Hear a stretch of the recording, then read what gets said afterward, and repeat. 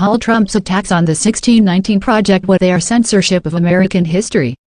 On Sunday morning, President Trump tweeted an attack on the 1619 Project, threatening to withhold funding from California schools teaching the popular journalism project focused on the rise and impact of slavery in the United States. With his newest tweet, the president's actions raise a troubling question. Why is the Trump administration threatening to censor the way schools teach about the history? Why is the Trump administration threatening to censor the way schools teach about the history of slavery and racism in the United States? The president's assertion came in response to a tweet from an unverified account stating that California schools were teaching the 1619 Project curriculum. In response, Trump tweeted, "Department of Education is looking at this. If so, they will not be funded." The 1619 Project is a long-form journalism and multimedia initiative of the New York Times Magazine, started in August of 2019, 400 years after African slaves first landed on the shores of America. In its own words, the project aims to reframe the country's history by placing the consequences of slavery and the contributions of Black Americans at the very center of our national narrative. Recently, the 1619 Project teamed up with the Pulitzer Center to develop school curriculum to use 1619 Project content in classrooms. Trump's Sunday morning tweet continues a trend of his administration's provocative actions regarding educational approaches to racial injustice in America. For example, on Friday, the Trump administration announced that it was planning to cease diversity training that it deemed anti-American. In a two-page memo addressed to the leadership of federal agencies, Office of Management and Budget Director Russell Vought specifically directed federal executives to begin the process of identifying contracts with race-related content that it finds offensive.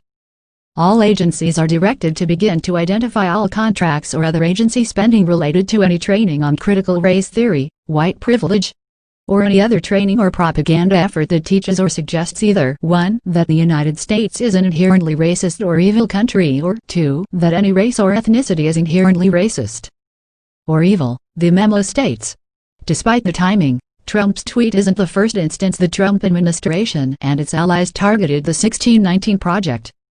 In July, Senator Tom Cotton of Arkansas introduced congressional legislation titled the Saving American History Act of 2020, with the stated purpose of preventing federal funds from being made available to teach the 1619 Project curriculum in elementary schools and secondary schools. The proposed legislation claims that an activist movement is now gaining momentum to deny or obfuscate this history by claiming that America was not founded on the ideals of the Declaration of Independence, but rather on slavery and oppression. It goes on to state that the 1619 Project is a racially divisive and revisionist account of history that threatens the integrity of the Union by denying the true principles on which it was founded. Both Trump's tweet, as well as Cotton's proposed legislation, beg a troubling question. Why are Republican leaders trying to censor the teaching about the history of slavery and racism in the United States, and why now?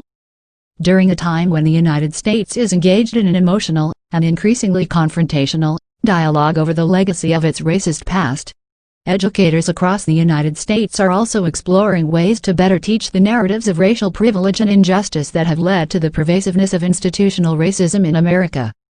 By threatening to censor content that it finds objectionable, the Trump administration is not only treading dangerously on the underlying principles of a free and democratic society, it is also acting in a deeply hypocritical manner, as it otherwise generally endorses local autonomy on issues of education and school choice.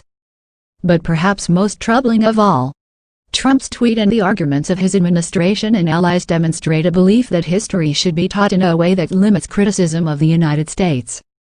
Further, Trump himself has shown that he is willing to take actions to constructively censor those whose views of history conflict with those of the administration. That's not teaching history, that is shaping national propaganda.